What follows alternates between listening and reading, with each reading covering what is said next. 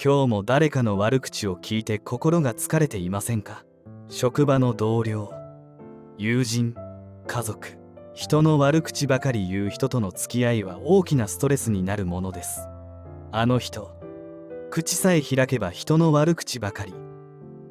なんでそんなに人の悪口ばかり言うのだろう。そう感じている方も多いのではないでしょうか。でも、2500年前のブッダの教えを知れば、明日からその悩みから解放されます。今日は古代インドのある町で起きた出来事から、悪口に振り回されない心の持ち方をお伝えします。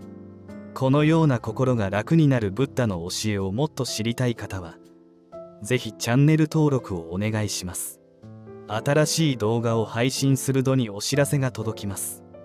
また、コメント欄で皆様の経験や思いを共有していただければ嬉しく思います。舞台は古代インドの町。市場には多くの人々が行き交い、商人たちが威勢の良い声で商品を売っています。香辛料や織物、宝石などの露店が並び、活気に満ちた空間が広がっています。そこに一人の旅の修行者がやってきました。市場の片隅で、ある商人が大きな声で怒鳴っています。あいつのせいで客が減ったんだ。あんなやつ、この市場にいらないんだ。周りの商人たちもそうだそうだと同調し、誰かの悪口で盛り上がっています。その様子を見ていた修行者は商人たちに近づき、こう尋ねました。あなた方はなぜそれほど怒りを抱えているのですか？毎日そうして誰かの悪口を言うことで、心は少しでも軽くなっているのですか？商人たちは驚きながらも、自分たちの置かれた状況を説明し始めました。新しく来た商人が良い商品を安く売るから、私たちの商売が成り立たなくなった。家族を養っていけない。でも、あいつの悪口を言っても何も変わらない。むしろ、私たちの心が汚れていくような気がする。そこにブッダが通りかかり、商人たちの話に耳を傾けます。そして静かに語り始めました。あなた方に一つ質問があります。もし誰かがあなたに贈り物を差し出し、あなたがそれを受け取らなかったとしたら、その贈り物は誰のものになるでしょうか？商人たちは顔を見合わせ、それは贈る人のものですよと答えました。ブッダは穏やかな表情で続けます。その通りです。悪口も同じことです。受け取らなければ、それは相手のものであり、あなたのものにはなりません。怒りや妬みの言葉を受け取ることで、あなた方は自らを苦しめているのです。商人たちは黙って考え込みました。その時、市場の向こうから新しい商人がやってきました。これまで悪口を言われていた当の本人です。商人たちは身構えましたが、ブッダはそれを制し、こう続けました。相手を憎むことは、毒を飲んで相手が死ぬことを願うようなものです。結局、苦しむのは毒を飲んだ自分なのです。むしろ、相手から学べることはないでしょうか。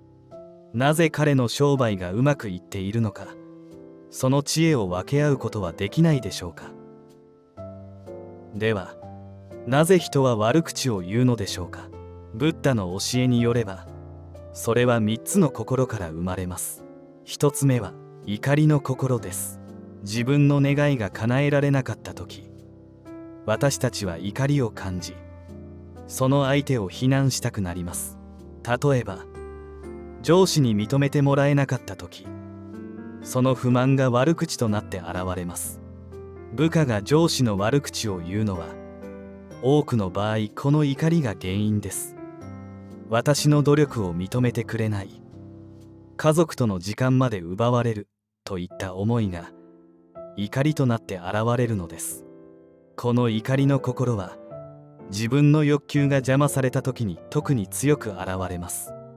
認めてもらいたい、評価されたい、休みが欲しい、こうした願いが叶えられないとき、私たちは相手を責め非難したくなります。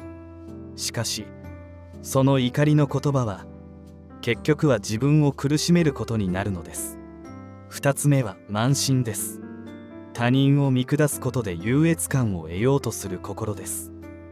あの人はダメだ、あんなこともできないと批判することで自分が上だと感じようとします。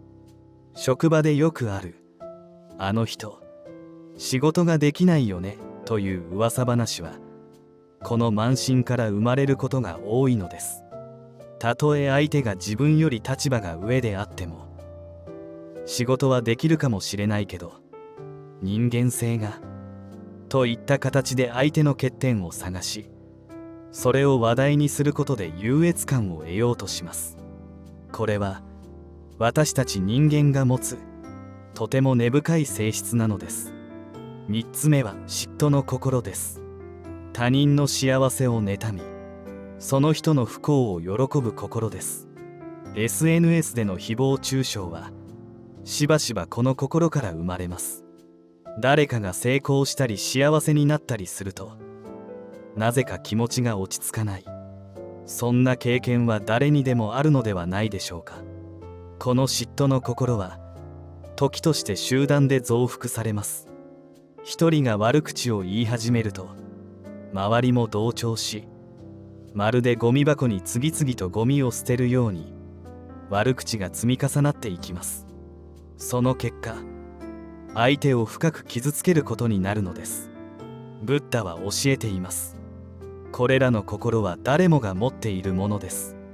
ですから悪口を言う人を一方的に非難するのではなく、自分の中にもそういう心があることを知ることが大切です。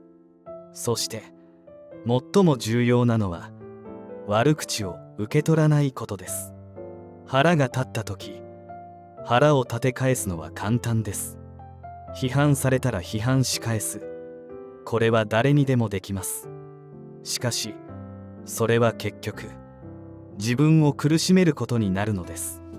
例えば壁に向かってバカと言っても壁は傷つきません。同じように私たちも悪口を受け流す力を持つことができるのです。それには練習が必要かもしれません。でも一歩一歩その力を育てていくことができるのです。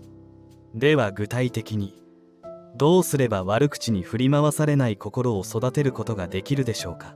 まず誰かが悪口を言ってきたとき、すぐに反応せず一呼吸置いてみましょう。そしてこの言葉は本当に受け取る価値があるだろうかと考えてみてください。次に相手の立場に立って考えてみましょう。なぜその人はそんな言葉を発するのか。